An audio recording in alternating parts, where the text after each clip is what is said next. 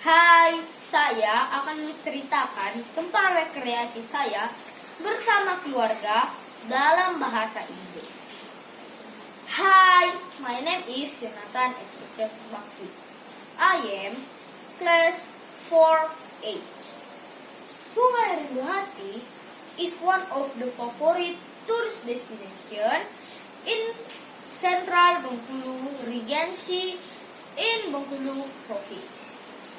This river is very natural, fresh, and beautiful. We need 45 minutes to reach this river from the city center. You can enjoy the various facilities, shops, a swimming place, restaurant, rest area, and park. You can enjoy the beautiful river with your family. That's all about my story. Thank you. Saya akan menceritakan legenda asal-usul terbentuknya nama kota Surabaya. Saya membuat 2 boneka, yaitu boneka hiu yang bernama Sura dan boneka buaya yang bernama Baya. Alat dan bahan yang saya gunakan adalah kaos kaki bekas, kardus bekas, kain flanel, kapas, busa, dan spons. Alat yang saya gunakan adalah gunting dan lem. Properti tambahan yang saya gunakan adalah handuk sebagai handuk yang tidak terpakai. Nah, ikan-ikan yang ada di handuk ini adalah kertas recycle dan sarung.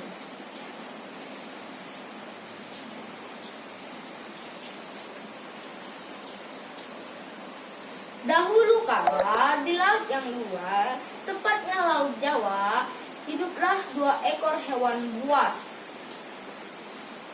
yang selalu berkelahi.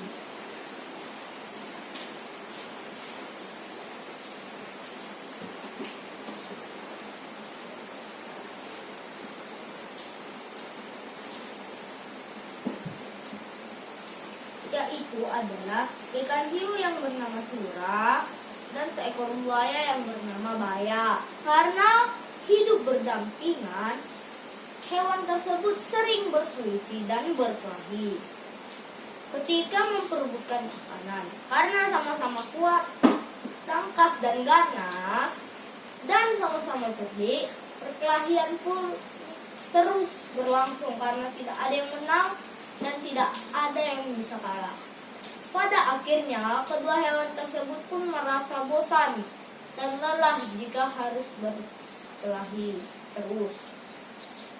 Menyadari hal itu, keduanya kemudian sepakat untuk mengadakan perjanjian tentang pembagian area kekuasaan.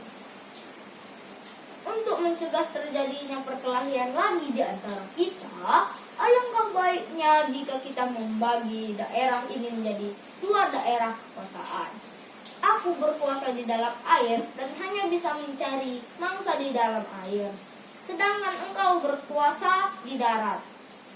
Dan dengan begitu pula, mangsamu harus yang ada di darat. Lalu, sebagai batasnya, kita tentukan lebih dulu, yaitu tanah yang dapat dicapai air laut pada saat pasang surut. Oke, aku setuju dengan gagasanmu itu, Sura, kata Baya sambil mengangguk.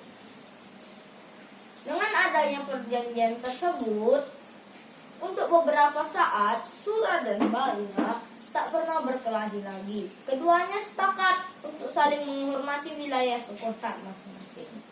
Namun, setelah waktu berselang begitu lama, ikan-ikan yang menjadi mangsa hiu Sura mulai habis di laut. Sebagian ikan Yang tersisa justru bermigrasi ke arah muara Sungai Berantas.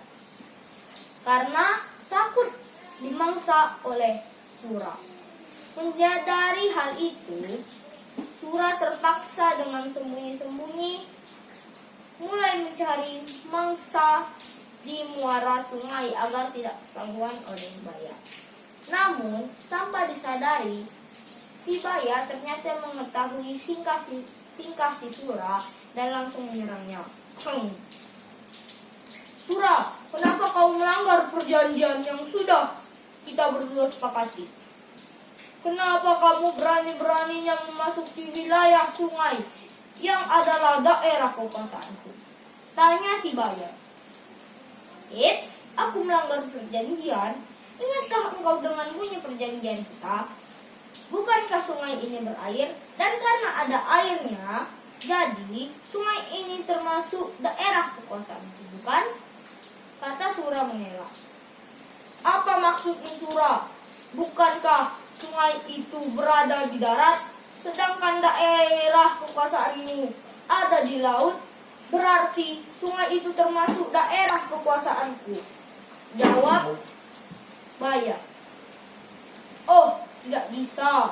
Bukankah aku tidak pernah sekalipun mengatakan kalau air itu hanya air laut? Bukankah pula sungai itu air? Jawab Sura. Rupanya sengaja kau mencari gara-gara denganku, Sura. Minta Baya. Tidak, kukira alasanku sudah cukup kuat dan aku ada di pihak yang benar. Elak Sura. Kau memang benar-benar sengaja mengakali Sura. Aku tidak sebodoh yang engkau kira. Aku tidak peduli engkau pintar atau bodoh. Yang jelas, sungai dan laut merupakan daerah kekuasaan. Serang Sura tak mau kalah. Adu mulut antara Sura dan Baya pun berakhir dengan perkelahian yang sangat sengit. Perkelahian kali ini sangat seru dan dahsyat karena keduanya merasa sama-sama tidak salah. Mereka saling menggigit, menerjang, dan memukul. Dan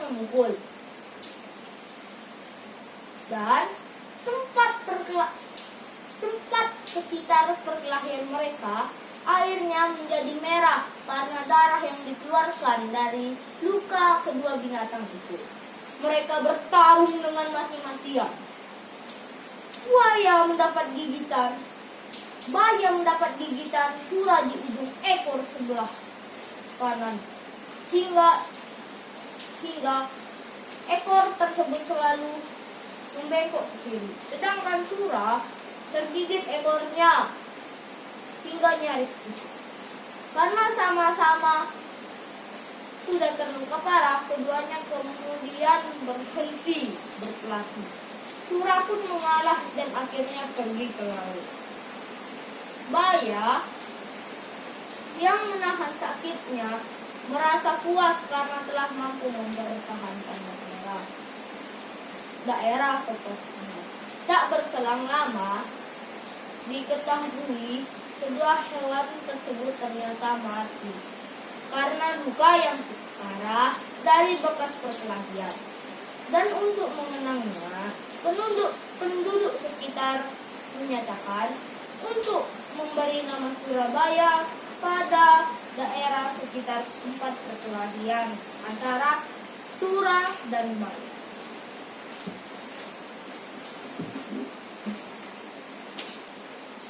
Makna yang dapat kita ambil dari cerita tersebut adalah bahwa perkelahian dan peperangan tidak dapat menyelesaikan masalah, namun akan membuat masalah yang baru lagi. Saya dapat mengaitkan dengan 10 perintah Allah, yaitu yang pertama, 1. Jangan mencuri, karena Sura telah mencuri ikan di wilayah Baya. Yang kedua, jangan membunuh, karena keduanya saling berkelahi, luka dan akhirnya mati. 3. Jangan mengucapkan saksi dusta, karena surat telah berbohong kepada Baya. 4. Jangan mengingini milik sesamamu, karena keduanya saling berebut makanan dan berebut daerah kekuasaan. Sekian cerita dari saya. Terbentuknya kota asal-usul Surabaya. Terima kasih.